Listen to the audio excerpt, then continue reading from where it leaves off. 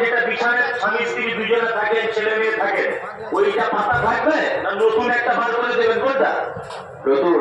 তার মানে বাড়িতে মমতাজুল ইসলাম আসছে, উল্টো পাল্টা করিস না, অন্য জায়গায় ভাইকে বলে দেবে, বিপদ হয়ে যাবে।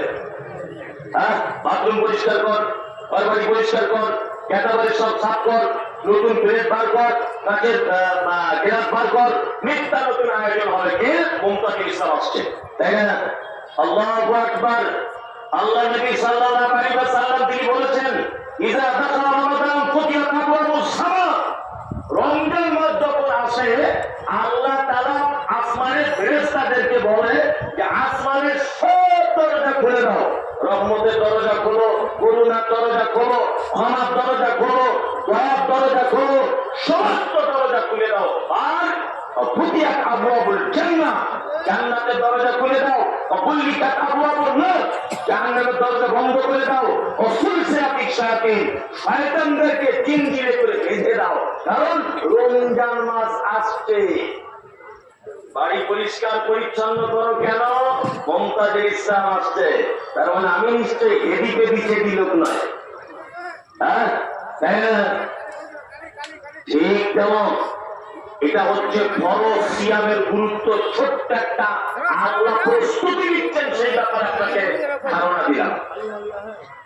তাহলে সিয়াম একটি গুরুত্বপূর্ণ কি ইবাদত। এইবার আপনাদেরকে বলবো দান বা সাদাকা, এইটা কত গুরুত্বপূর্ণ। এই বক্তব্যটা এখন প্রত্যেক জাতির কাছে, প্রত্যেক জলসাতে প্রতিদিন জাতির সামনে পেশ করা দরকার, বিশেষ করে এই দানের ব্যাপারটা। তিনি বলছেন তাহলে যে উৎসব মানাবে, আপনি দানের কথা বললে, আরে দানের বক্তব্য অনেক শুনেছেন, আমারটা শুনিয়ে তবে যান, আপনাকে টাকা দিতে হবে না। অনেক বক্তব্য দানের শুনেছেন, আপনি আমার কাছে শুনিয়ে তবে যান। নফল কি সাদাকা। সাদাকা কয় প্রকারের? দান কয় প্রকারের? দুই প্রকারের।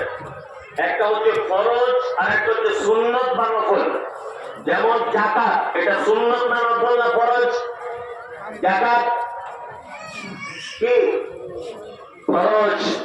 আর যাকাতুল ফিতর এটা ফরজ, বাধ্যতামূলক দেওয়া, তাই না? এই দুটো ফরজ, তাই তো?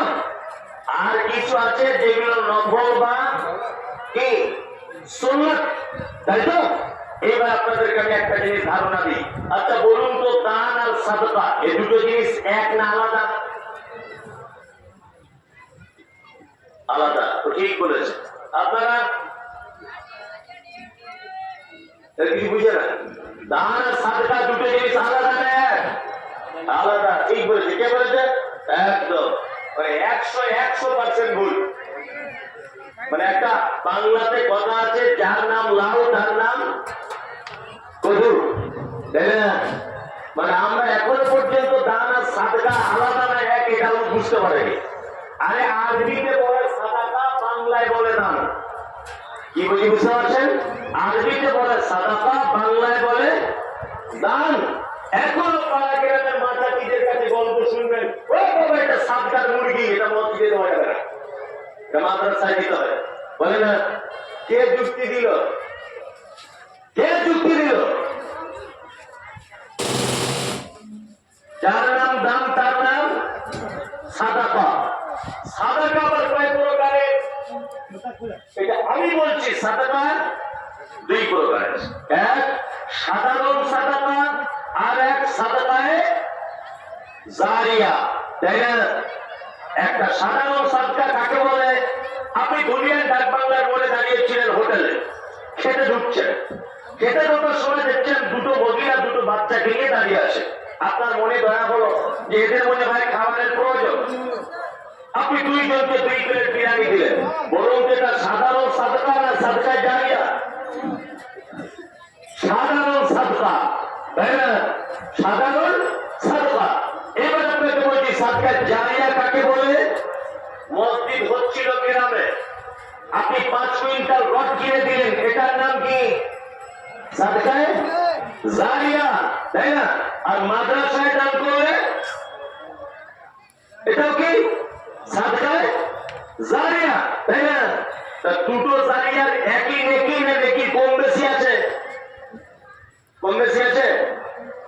মানে যদি বলছেন হুজুর আমরা যদি সব জানবো তা আপনাকে কেন ডাকলাম? আপনাকে কি জন্য নিয়ে এসেছি আমরা? সব আমাদেরকে জিজ্ঞেস করছেন?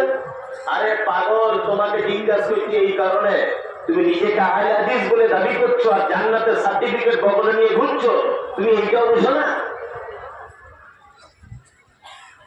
ছোট্ট একটা কথা বলি, আমি একজন ডাক্তার, ভালো করে বুঝি। একটা ছেলের পাতলা পায়খানা করেছে, মোটামুটি সকাল থেকে দুপুর পর্যন্ত 20 বার হয়ে গেছে। তা ওর মা ওকে বলছে যে তুই আর পায়খানা ঘরে যাস না, দরজা খোলার আগেই তো সব বেরিয়ে যাচ্ছে, তা ফাঁকা মাঠের দিকে গিয়ে বস। ও বাচ্চা ছেলে রুগীটা তুলে ফাঁকা মাঠে গিয়ে বসেছে। এখন ও যে জায়গাটা বসেছে ওই জায়গাটা একটা খরিশ সাপ ছিল। খরিশ সাপটা এখন ওর কালো পাছা থেকে কামড়ে দিয়েছে। কি বলি বুঝতে পারছেন না? পাছায় কামড়ে দিয়েছে। এখন বাচ্চা ছেলেটা কাঁদছে, ওরে বাবা রে, মানে আমার সাপে কামড়ে দিল। ওর মা তাড়াতাড়ি করে আমার কাছে নিয়ে যাবো, চলে মমতাজুল ইসলাম ডাক্তার বাবু, আমার ব্যাটার পাতলা পায়খানা হচ্ছিল, সাপে কামড়ে দিয়েছে এই অবস্থায়। আচ্ছা বলুন তো, আমি ডাক্তার হিসেবে কোন চিকিৎসাটা আগে করবো? পাতলা পায়খানা ওষুধ আগে দেবো না সাপে কামড়ানোরটা? সাপে। পাতলা পায়খানা আরো 4 বার হলেও বেঁচে থাকবে, কোনো অসুবিধা নাই। কিন্তু সাপে কাটা ট্রিটমেন্ট যদি আগে না করি ও বাঁচবে?